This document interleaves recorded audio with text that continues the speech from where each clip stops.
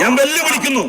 താനൂര് കടപ്പുറത്ത് പാകിസ്ഥാന്റെ പടക്കപ്പൽ എത്തുമെന്നാണ് ഇവിടെ ചില ആളുകൾ പറയുന്നത്.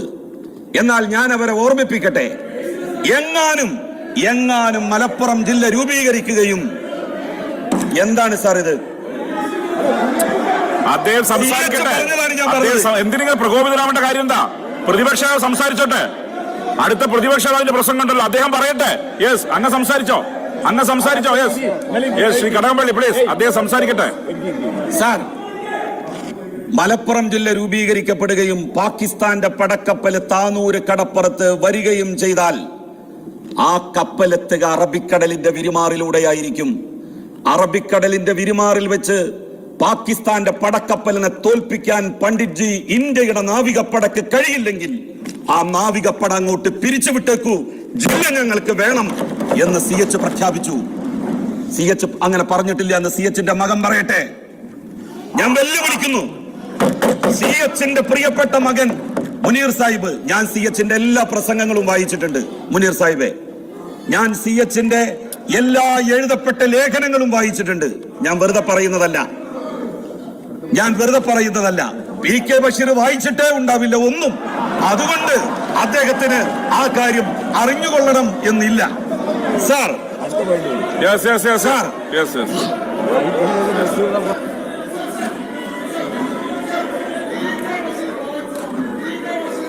മൈക്ക് കൊടുക്ക്. ആ മൈക്ക് തരുന്നുണ്ട്, പ്രകോപിതനാവണ്ട. മൈക്ക് തരുന്നുണ്ട്. PK ബഷീർ വായിച്ചോ? PK ബഷീർ വായിച്ചില്ലേ എന്ന് ആർക്കാ? ഇവരാണ് സർ.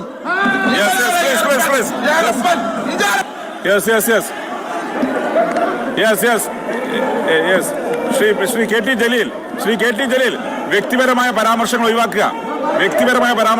ശ്രീ KT ജലീൽ, വ്യക്തിപരമായ പരാമർശങ്ങൾ ഒഴിവാക്കുക. ശ്രീ KT ജലീൽ, അങ്ങ് വ്യക്തിപരമായ പരാമർശങ്ങൾ ഒഴിവാക്കുക പ്ലീസ്. പ്രസംഗം നല്ല സർ. അങ്ങ് സംസാരിക്കുക. അവിടെ ഇരിക്കെ ശ്രീ PK ബഷീർ പ്ലീസ്. അവിടെ ഇരിക്കെ പ്ലീസ്. ശ്രീ KT ജലീൽ,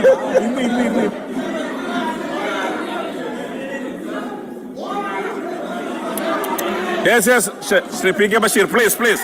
അവിടെ ഇരിക്കെ. Yes, parliamentary minister.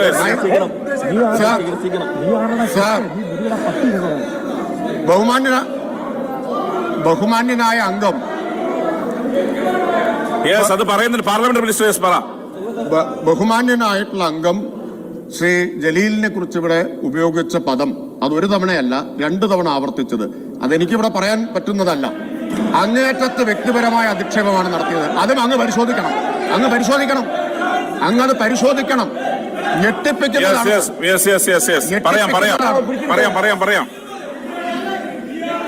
യെസ്, വ്യക്തിപരമായ പരാമർശങ്ങൾ. യെസ്, ശ്രീ ജലീൽ അവിടെ ഇരിക്കെ. യെസ്, അൻവർ അവിടെ ഇരിക്കെ. അതെ, വ്യക്തിപരമായ പരാമർശങ്ങൾ ആർക്ക് നേരെ നടത്തിയതും രേഖയിലുണ്ടാവില്ല. ഒപ്പം അൺപാർലമെന്ററി ആയ വാക്കുപയോഗിച്ചതും രേഖയിലുണ്ടാവില്ല.